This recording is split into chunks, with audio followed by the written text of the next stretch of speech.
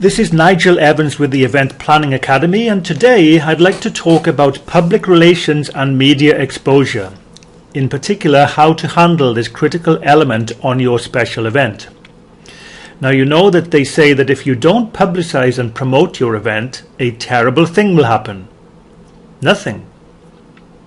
Assuming that you realize the importance of promoting the event, don't underestimate the amount of work required, nor how far in advance you should start the ball rolling. While we do tend to live in an electronic age, especially when it comes to communication, remember that traditional forms of media have significant exposure and should never be ignored. You should also bear in mind that a lot of online communication is based on the here and now. How long will that particular tweet remain in the public consciousness after all? When faced with the organization of a brand new event, it's important to develop and build a media database from day one. Look carefully at the event from all angles and determine who it will appeal to. From here, make sure that you research all available specialist media outlets and come up with a detailed list including the names of the individuals within. These names should not just include the specific journalist assigned to cover the subject associated with your event, but also the editor, the copy editor, and the person responsible for receiving the media. If you have a media database from previous years, now is the time to ensure that all those contacts are up to date. You don't want to be blindly sending important information to a specific person only to find on later that they have long since flown the coop. As you're building your media database, get to know any specific foibles or any unusual requests relevant to format and presentation. It is the job of your media relations person to ensure that the representative of the media at the other end is always happy and content. Remember that they are often very busy individuals, especially when it comes to deadline time, and they may not take too kindly to the receipt of information from you if it's badly formatted or otherwise misses the mark.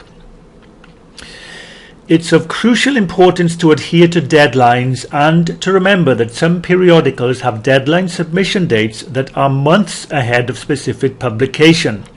Even though this may rule out using these specific publications for regular and informative media releases, you can nevertheless use them for general or lifestyle pieces. Remember that all publicity is good. Take time to think of as many different angles as you possibly can. Put yourself in the shoes of the editor at each of the publications or media outlets you are considering, and put yourself in the shoes of the reader or viewer of the material they are presenting. How can you write a feasible piece from that specific angle? One that is sure to be of sufficient merit to guarantee inclusion. Don't go overboard here and create some kind of link that's tenuous at best. Try not to strain any good relationship that you have built up with these appropriate journalists by trying to pull a fast one. You should always remember that there's no such thing as a guaranteed result when it comes to trying to get media exposure for your event. The best thing that you can do is to try and build a good relationship with the journalists concerned by giving them exactly what they're looking for, ahead of deadline and in the correct format.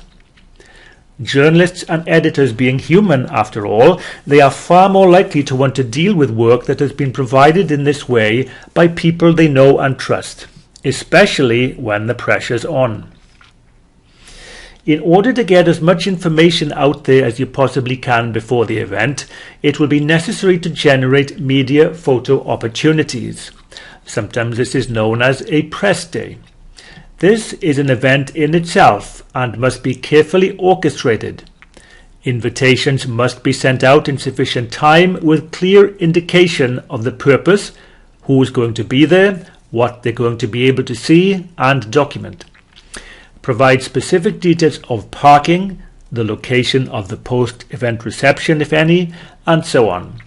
Do not underestimate the amount of work and effort that will be required to make sure that this is a success, And especially do not underestimate the number of people you will need to help manage the media in attendance.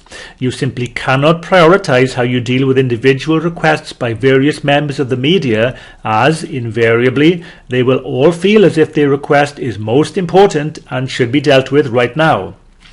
If you have a row of happy, smiling faces at the end of this, objective achieved.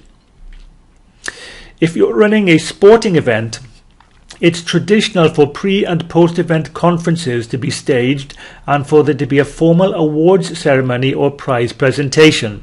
These can be emotive occasions and often fall perilously close to media deadline time for daily newspapers or evening news bulletins. Consequently, additional effort should be made to ensure that there are no technical glitches, such as microphones that fail to work or the absence of individual celebrities or award winners who are dawdling a bit on the way to the ceremony itself. Finally, it's important to remember that a consistent branding message must be maintained from start to finish. The appropriate brand logos must be in place on all communications and in clear view during all related media events. Engage a clipping agency to track down and make a record of all the exposure you get in print publications, and ask key media outlets to provide you with audio and video copy of any exposure you get there. Well, that's it for an overview of what you need to know about public relations and media before your event, and we look forward to talking with you again soon.